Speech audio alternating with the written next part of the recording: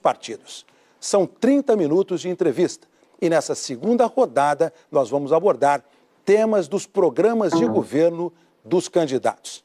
Também estão comigo aqui os meus colegas Cristiana Lobo e Merval Pereira e também o Gerson Camarote. Candidato Ciro, boa noite. Muito obrigado pela presença do senhor aqui. Tudo bem? Boa noite, Araldo. Tudo bem? Muito obrigado a você pela oportunidade, mais uma vez, que a Globo News nos dá. Boa noite a Cristiana, Merval e jornalista Gerson Camarote. Tudo bem. Eu vou a minha Você primeira... é candidato, um jornalista? Eu vou à minha primeira pergunta, então, candidato Ciro. A gente estava lendo por esses dias todos o programa de governo do senhor, mas eu notei que ali está dito diretrizes de governo, ou seja, não há um programa de governo. E o senhor já é candidato à presidência da República, essa não é a primeira vez. O senhor ainda não tem um programa de governo, candidato Ciro? Tenho, e é o mais explícito e extenso de todos os candidatos, assim, não por mim, nem por mérito meu, mas é que eu me dediquei aos últimos 2 anos a levantar as melhores ideias, consultar as melhores cabeças do Brasil, da universidade, da política. Frequentei o circuito internacional que reflete sobre o Brasil, mas eu não quero ter a presunção, não é, de colocar em 81 páginas apenas a complexidade do Brasil. Então, por humildade, eu boto na primeira frase de que isso é uma diretriz, é um primeiro rascunho que eu quero que seja melhorado pela crítica da população brasileira. Sabe por quê? Porque existem 1000 questões, não é, que a gente, mesmo tendo cuidado, a gente não dá devida ênfase, especialmente em ambiente de muita fragmentação. Por exemplo, a última frase do meu programa entrou porque uma amiga me lembrou da necessidade de uma política de proteção aos animais. Evidentemente que isso é uma coisa muito importante, o Brasil maltrata animais, mas eu sequer, dadas as emergências de desemprego, de violência, de informalidade, de nome sujo no SPC, eu confesso que não tinha dado a devida atenção, mas felizmente ainda deu tempo, ao mandar para registro, botar ali uma frase, mas é só uma frase que eu preciso melhorar. Nessas diretrizes, o senhor diz que algumas diretrizes podem ser substituídas. Podem ser substituídas como? Em que momento? Quais são as que podem ser substituídas? Vamos lá, eu propus limpar o nome de 63 milhões de brasileiros que estão no SPC. E fiz de um jeito maroto. Eu quis fazer porque os meus adversários, por regra, não estudam os problemas, entregam a reflexão a técnicos, e esses técnicos não têm o sentimento popular que eu tenho. E aí levamos bordoada de todo tipo. Nesse programa eu estava seguro, fui eu mesmo que preparei, estudei durante mais de 1 ano, consultei os especialistas, não é merchandising não, mas eu trouxe em primeira mão um manualzinho de como fazer, quanto custa, quais são as garantias. Enfim, é uma coisa relativamente simples de fazer e de entender. Se vamos, entretanto, na crítica tivesse vindo uma coisa devastadora que mostrasse que era impossível, eu ia substituir e dizer isso não é provável, não é possível. Por isso que eu tenho de novo a modéstia de dizer que o meu programa está disponível à crítica, ao aperfeiçoamento do Brasil e do jornalismo também. Merval Pereira. Candidato, no seu programa, na parte de saúde, diz que o SUS tem que ser fortalecido para reduzir filas, permitir cirurgias seletivas e que para isso é preciso investimento. O seu assessor, principal assessor econômico, o Mauro Benevides, esteve aqui na semana passada e disse que está pensando em recriar a CPMF. O senhor pretende recriar a CPMF para a saúde, que foi exatamente o objetivo inicial dela? O Brasil precisa turbinar os motores de reativação do desenvolvimento econômico estrangulado. Essas coisas que eu falo, elas chamam atenção e acabam sendo segregadas, mas há um projeto. Então, o primeiro grande motor é o consumo das famílias, daí a necessidade de limpar o nome das pessoas via refinanciamento das suas dívidas. O segundo motor é restaurar a capacidade de investimento das empresas privadas, que também está estrangulado. Basicamente, a tarefa aqui é refinanciar algumas estruturas via BNDES, mas descartelizar, ou seja, desconcentrar o sistema financeiro brasileiro, fazendo com que haja mais competição de maneira a trazer a taxa de juros e os custos tarifários para mais baixo. A terceira tarefa responde à pergunta. Nós precisamos restaurar a capacidade de intervir do Estado brasileiro, que hoje está colapsada. Com o menor investimento desde a Segunda Guerra Mundial, nós investimos ridículos 1%. A manchete hoje foi que nós temos o menor volume de investimento em saneamento nos últimos 6 anos. Isso está acontecendo em todas as áreas. E aí, certo, já estão um tributo sobre lucros e dividendos empresariais, um tributo mais progressivo sobre grandes heranças dos mais ricos e um pente fino em todas as renúncias fiscais, que são 354 bilhões de reais.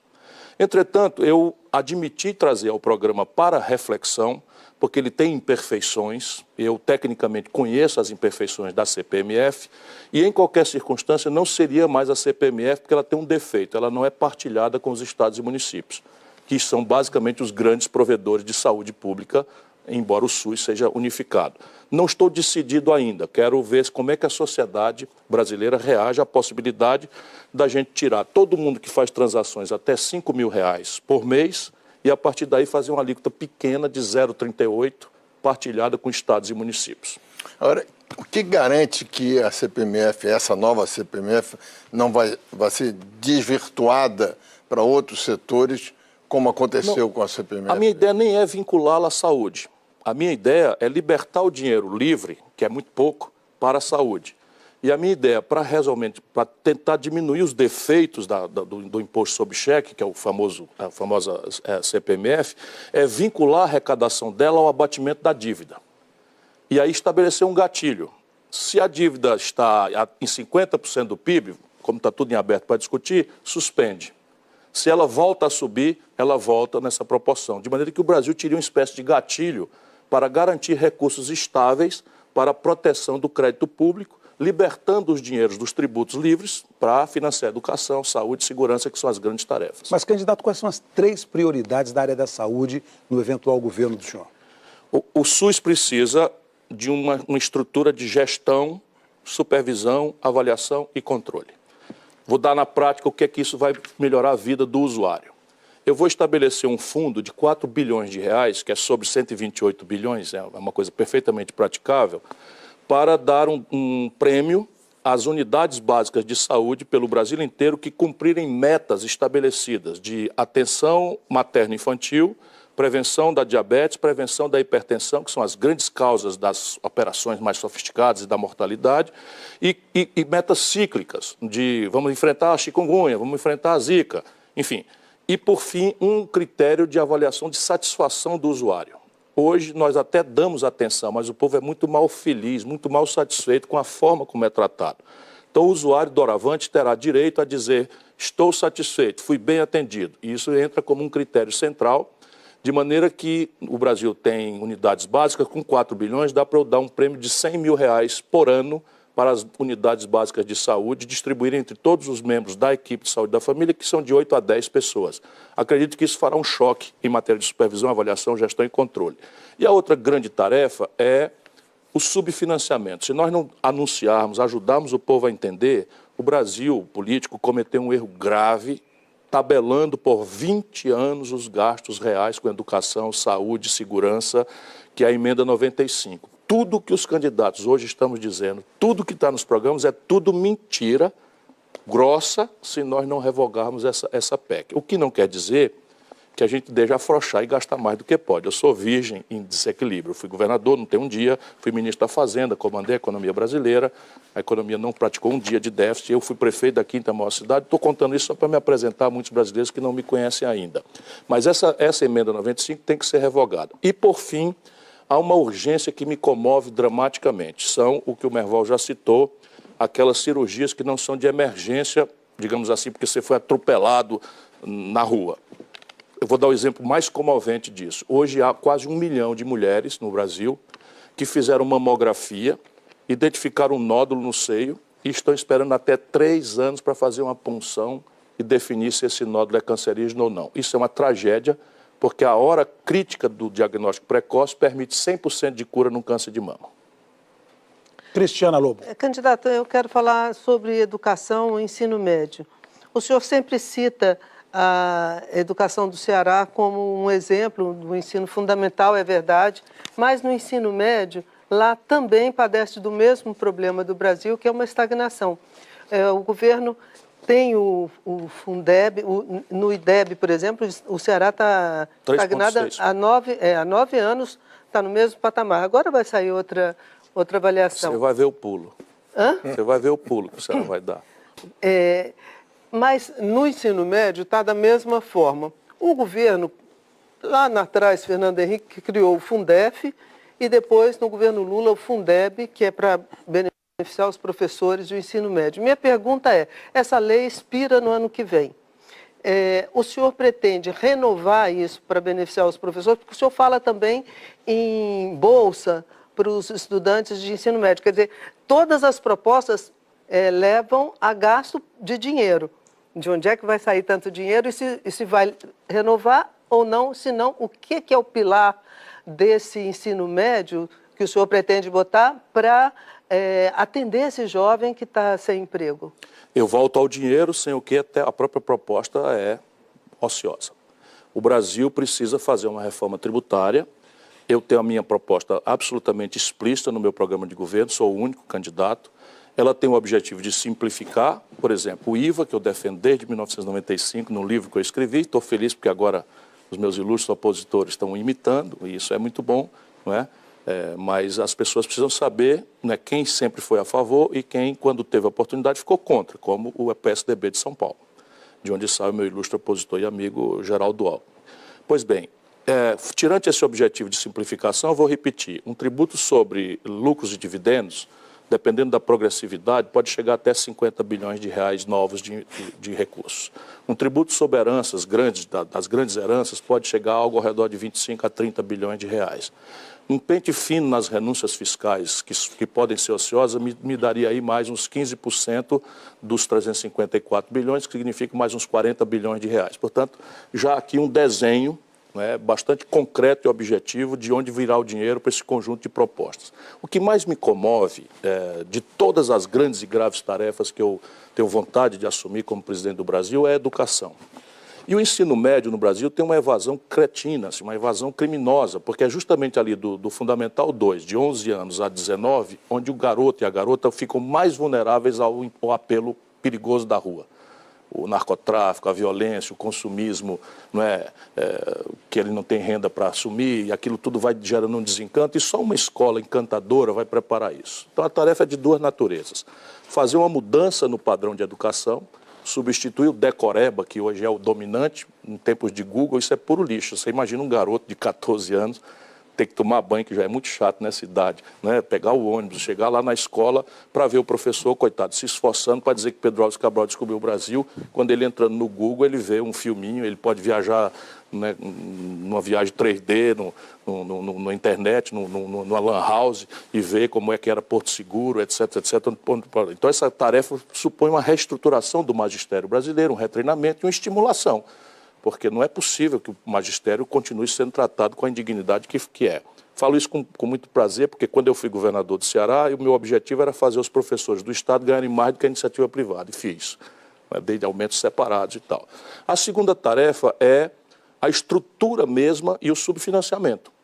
E a minha prioridade lá embaixo é creche em tempo integral, porque é aí que se formam as capacitações do cérebrozinho das nossas crianças, dos nossos filhos, e do ensino fundamental 2 ao ensino médio, tempo integral profissionalizante. Por que eu estou dizendo que no Ceará vai ter uma mudança grande? É porque o IDEB está defasado, e ele não apanhou a grande revolução que nós já fizemos lá no Ceará em matéria de ensino médio também, onde nós temos 1 de cada 3 escolas já é ensino em tempo integral profissionalizante. E não são profissões, negócio de auxiliar de eletricista, essas coisas que no passado se fazia. É mecatrônica, robótica. Nós acabamos, a Fundação Lema nos doou um laboratório de robótica, de primeira linha, trazido dos Estados Unidos, porque a meninada está mantendo um bolão. E eu quero dar matrícula a 50% da população nessa cidade nos meus primeiros 4 anos. Então, o senhor vai propor a renovação da lei? O Fundeb tem que ser reestruturado, porque, agora, veja, hoje o Fundef foi uma iniciativa dessas que mostram política de Estado. Fernando Henrique criou, Lula aperfeiçoou e incorporou outras tarefas, e o próximo presidente tem que reforçar, para além de renovar. Não sei por que conta botaram datada essa providência. Hoje, nos últimos 10 anos piorou a situação do ensino médio no Brasil, o aprendizado piorou. Mas o senhor fala do imposto sobre grandes fortunas... Não, grandes fortunas não, heranças. Grandes fortunas é conversa fiada de petista que parou de ler faz uns 15 anos. De herança, o senhor acha que imediatamente dá para arrecadar 50 bilhões? 24 meses é o prazo para a superação do desequilíbrio fiscal, porque o Brasil é submetido ao princípio da anterioridade. Toda e qualquer providência inovadora em matéria tributária só entra em vigor no ano seguinte. Candidato, o senhor está prometendo acabar com teto de gastos, porque prejudica o financiamento de saúde, educação e tal.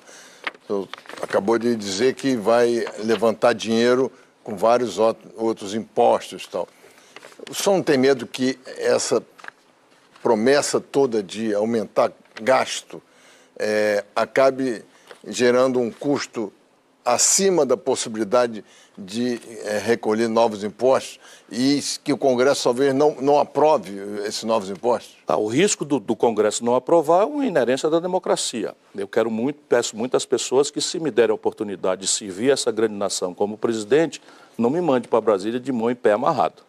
Eu peço muito que me dê um deputado, um senador, que seja comprometido não com o meu partido, mas com a ideia de que o Brasil não pode cometer o crime de congelar o investimento em saúde e educação por 20 anos.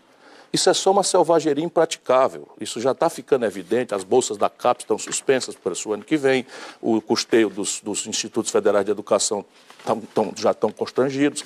As universidades vão começar a colapsar. Os grandes hospitais federais, tipo o INCA, no Rio de Janeiro, começar a colapsar. Inovação tecnológica, né? A gente está muito atrasado. Estrangularam o Ministério da Ciência e Tecnologia, tomaram ele num contingenciamento brutal e o país simplesmente está... Então, isso tem que ser revogado, primeiro porque é insustentável. Porém, o valor envolvido nessa truculência é um valor que é da minha prática, Merval. Eu volto a dizer, eu fui prefeito da 5ª cidade, governador do 8º estado, ministro da Fazenda, eu não tenho um dia de déficit. Pelo contrário, eu tenho algumas proezas que só eu tenho. Eu tinha tanto dinheiro livre pela austeridade com que eu administrei, pelo estado arrumado que eu recebi do meu antecessor, ex-governador Tasso Gereissati, a quem o Ceará deve essa ruptura por primeiro, não é? Eu fui ao mercado e comprei toda a dívida do Ceará com 20 anos de antecedência, com 15 anos de antecedência. Só eu fiz isso. Quem for no Google agora vai olhar o maior superávit primário da história do Brasil foi o ministro Ciro Gomes, sob a liderança de Itamar Franco, 5,14% do PIB em 94. Essa questão da educação, que o seu programa junta educação e inovação tecnológica, eu acho que é fundamental e a gente pode dar um salto, porque a tecnologia permite isso. A gente está muito atrasado, mas isso é muito caro, custa muito dinheiro. O senhor acha que vai ter condições de fazer tudo isso? Vai, até porque é muito caro, mas não é tão caro quanto as coisas que o Brasil desperdiça e joga fora. Se você olhar, por exemplo, o conjunto de aberrações que há no nosso país hoje e que acabam dando argumento para uma direita truculenta que propõe logo entregar tudo, vender tudo, entregar para o estrangeiro tudo, porque há muita deformação. Se você olhar assim, coisas pequenas, mas que têm simbolismo forte, as mordomias ao derredor do poder. É evidente que não é isso que vai resolver os bilhões de reais, mas dá para você fazer, por exemplo, um instituto de pesquisa, um instituto de engenharia reversa com o dinheiro de uma dessas providências. E eu tenho certa lupa para isso. Eu vou passar o pente fino, cortar tudo e vou desarmar essa trempe que proíbe o Brasil de crescer. Sem crescer, não há muita condição da gente resolver nada mesmo. Vamos agora. Camarote. Candidato, hoje a gente tem uma gravíssima... Boa noite. Boa noite. Hoje a gente tem uma gravíssima crise migratória na América Latina por causa dos refugiados da Venezuela. É uma situação que, no Brasil, especificamente, acaba atingindo o estado de Roraima. Lá, a cidade de Boa Vista já tem mais de 30 mil refugiados, isso é mais de 10% da população, o que relatos mostram ali já colapsando em vários setores da cidade, da capital de Roraima. Eu lhe pergunto, qual será o seu tratamento em relação a esses refugiados, a essa política para receber refugiados no Brasil? Se vai manter a atual diretriz do governo Michel Temer? Hoje não há diretriz nenhuma. O que há é uma reação absolutamente a destempo, deixa o leite derramar para depois correr em cima. Tivemos que assistir constrangidos a um arranhão terrível da imagem de generosidade que o Brasil tem ante a admiração e o reconhecimento do mundo todo, porque deixamos meia dúzia de fascistas, desesperados que estejam, né, queimar roupa de mulher, de criança e botar uma gente que já está assim, morta em vida por conta de todo o drama que está acontecendo. Eu pretendo entrar nesse assunto da Venezuela com muita força mesmo, porque o Brasil precisa usar este episódio para restaurar restaurar a sua natural liderança, sem qualquer tipo de hegemonismo, mas é nossa liderança natural no caminho. E quero dizer isso, primeiro, proteger os refugiados. Nós precisamos lembrar que o Brasil é um país que se constituiu pela migração, pela miscigenação, que veio substituir a mão de obra escrava, que por sua vez já foi coagida a sair da sua terra para vir para cá. Nós somos um país que somos a maior comunidade japonesa fora do Japão, a maior comunidade italiana fora da Itália, a maior comunidade polonesa fora da Polônia, e eu poderia aqui desfiar. E nós temos que honrar essa nossa tradição e a nossa tradição humanista, proteger, ajudar, mediar essas questões todas, e isso é um compromisso que eu assumo por este episódio e para sempre. Quero, inclusive, botar a mão, se possível, nessa tragédia humanitária, que é a Síria, que é o Mediterrâneo, que está estressando, porque isso é importante para a posição de respeito que o Brasil deve merecer e sempre mereceu na comunidade internacional. Agora, veja, o Brasil, ao invés de exercitar o seu papel, que é nosso, de mediar esta, eu ia dizer esculhambação, mas esse quase guerra civil que está acontecendo na Venezuela, o Brasil sai de uma posição de alisar a cabeça de um regime que não se explica mais para a posição de alinhamento vassalo do imperialismo norte-americano, que também não trata essa questão com devido respeito. Nosso papel é mediar isso, desarmar essa bomba, porque digo ao brasileiro nesse instante, como o Brasil se desertou dessa posição, o que é que acontece? Hoje há imensos contingentes russos e chineses na Venezuela. Função disso, violentando toda uma tradição, os norte-americanos estão convidando a Colômbia para entrar na OTAN, Organização do Tratado, que é a organização militar que organiza as nações do Atlântico Norte. Ora, a Colômbia fica no Pacífico Sul. E nós aqui no Brasil, não é, descuidado disso, estamos deixando o Brasil ficar num constrangimento que não dá para a gente aceitar. Mas, candidato, de forma concreta, o que é que o senhor vai fazer com esses venezuelanos? Você tem ali o governo Temer, está tentando interiorizar, que ele chama dessa forma, ou seja, repassar para outros estados venezuelanos, só conseguiu até agora 820, vai mais agora um número ínfimo. O que é que o senhor vai fazer de concreto? Temos que acolher. Acolher significa garantir comida, garantir remédio, garantir cuidado para as crianças, aonde a gente puder colocar. Porque precisa uma interlocução com os governos estaduais, uma interlocução com as estruturas militares brasileiras pelo Brasil lá fora. Isso um país de 207 milhões de habitantes, com 84 milhões de quilômetros quadrados, não é um problema de 50 mil. Veja, a Colômbia está recebendo mais de 500 mil venezuelanos. Não é possível que o Brasil vá se engasgar com mosquitos e não dar cabimento, um apoio a esse drama humanitário. Lembra o seguinte, há milhões de brasileiros em diáspora pelo mundo. Eu morei em Boston e vi a humilhação dos brasileiros correndo com medo da migração. Agora, esse regime Trump separou crianças de famílias brasileiras. Há muitos brasileiros na França, não é, sofrendo a humilhação como travesti. Eu vejo esse povo todo, encontro esse povo todo. Nós não temos o direito de agir como fascista, como nazista. Nós não temos nenhuma condição de fazer isso. Isso violenta a tradição brasileira. Candidato, Cristiana Lobo tem uma questão fundamental para o senhor também. O Brasil, eu quero falar de um outro assunto. O Brasil tem hoje 3 mil lixões a céu aberto. Isso afeta, direto ou indiretamente, 70 milhões de brasileiros.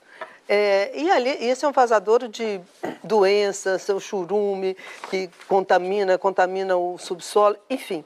É uma situação dramática. É problema das prefeituras, mas tem uma lei federal que foi aprovada pelo Congresso depois de 20 anos de discussão, mas ela é aquela coisa brasileira, não pegou. Não pegou. No seu programa, nas suas diretrizes, não há nada sobre isso. O senhor tem alguma proposta para isso? Porque esses 70 milhões de brasileiros são geralmente os pobres que moram perto dos lixões. O que o senhor pretende fazer? Eu vou dar grande ênfase à construção civil e na construção civil ao saneamento básico. Isso faz parte, no conjunto de compreensões da tarefa saneamento básico, por isso que talvez nós devêssemos ter com mais clareza, porque eu já conversei com os prefeitos. Esse problema é institucionalmente das prefeituras, mas elas não têm capacidade de resolver.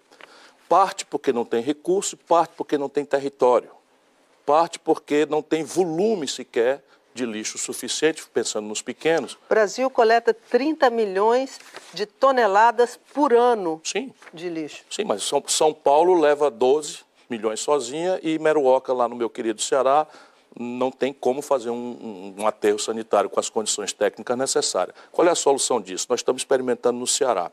Quando eu falo no Ceará, eu não estou falando porque o Ceará é um paraíso, não. O Ceará é um dos estados mais pobres do Brasil. Mas nós ali achamos um caminho e eu estou dando um lugar onde as pessoas podem checar as minhas propostas, porque o discurso de política anda muito desmoralizado. Então, nesse momento, por exemplo, nós estamos fazendo consórcios. Essa é a inovação. Mas então, a ausência disso no seu programa de governo não dá ideia não, de que o senhor Cristiana, menciona aí com grande ênfase as questões do saneamento básico, inclusive como não, mas o saneamento e aterro sanitário. Saneamento é para tratar o esgoto. Não, saneamento básico é tudo isso. É resíduo sólido, é água tratada e é esgoto. Às vezes sim, no conceito sim. Não, no conceito é isso. Eu estou errado, eu vou mandar corrigir, porque a gente pode botar como exemplo. Mas eu tenho outras participações que não é esse documento, por exemplo, no grande encontro que eu tive com os prefeitos, com a Frente Municipalista. E ali tem uma pergunta explícita sobre isso, onde eu tenho clareza do que é a prioridade nessa questão. E o exemplo prático, nós temos que fazer consórcios e a União Federal vai dar grande prioridade a isso, porque para além de ser muito importante para a população, hoje é um dos fatores que faz com que muitos prefeitos sejam desmoralizados com procuradores bem intencionados, não duvido, mas que processam os prefeitos por improbidade por essa razão, o que é um abuso absoluto. Gerson Camarote. Candidato, o senhor é um candidato que vem do Nordeste, na região em que hoje o ex-presidente Lula é muito mais forte do que o seu nome. Eu poderia até dizer mais, no próprio estado do Ceará, a última pesquisa Ibope, o ex-presidente Lula tem 56%, o senhor está com 15%.